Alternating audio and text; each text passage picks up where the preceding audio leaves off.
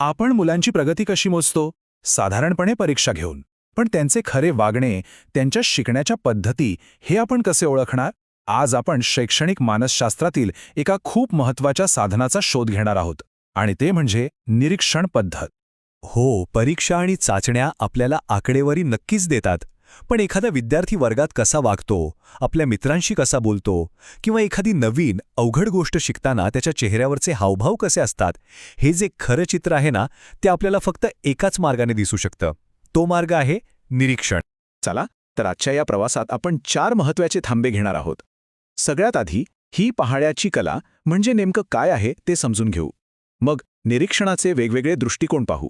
त्यानंतर ही पद्धत प्रत्यक्षात कशी वापरली जाते ते बघू. आणि शेवटी या पद्धतीकडे एका संतुलित दृष्टिकोनातून पाहू. चला सुरुवात करूया.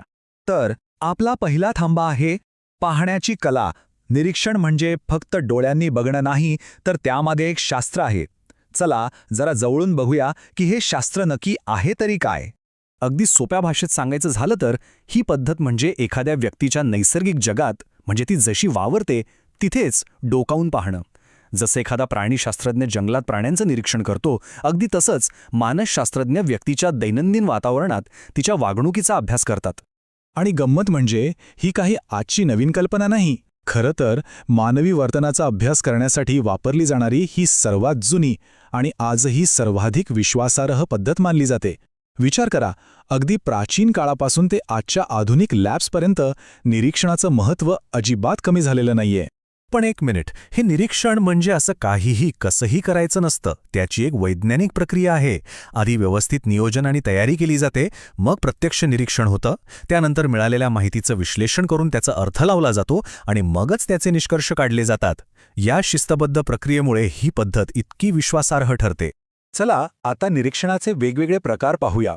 कल्पना करा की आपल्याकडे वेगवेगळ्या प्रकारच्या 4 दुर्बिणी आहेत. प्रत्येक दुर्बीण आपल्याला एक वेगळा आणि खास दृष्टिकोन देईल.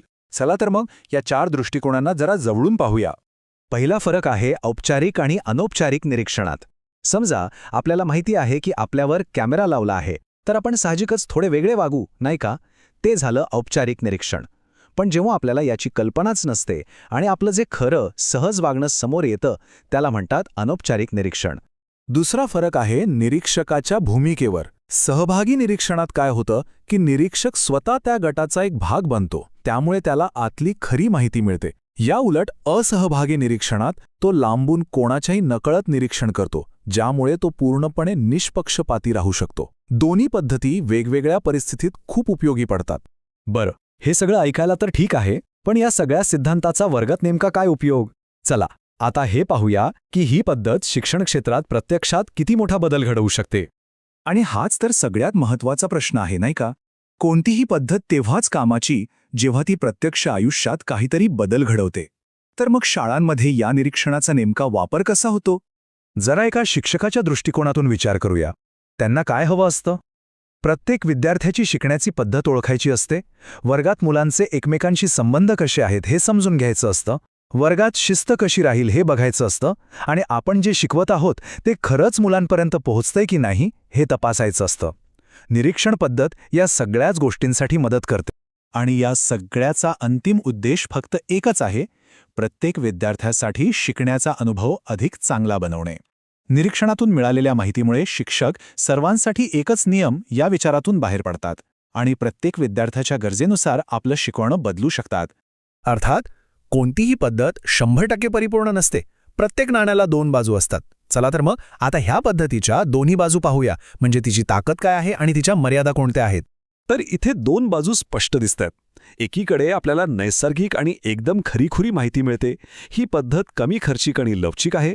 पण दुसरीकडे निरीक्षकाचा स्वतःचा दृष्टिकोन निकालांवर परिणाम करू शकतो.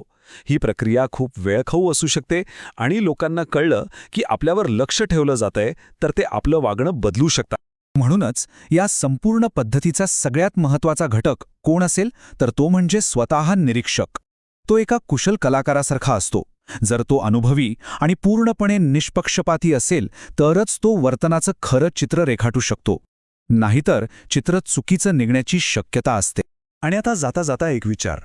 कल्पना करा की कोणीतरी आपलं निरीक्षण करत आहे. तर सहभागी, असहभागी, औपचारिक की अनौपचारिक यापैकी कोणत्या पद्धतीमुळे आपलं खरं नैसर्गिक रूप जगासमोर येईल असं वाटतं यावर नक्की विचार करा.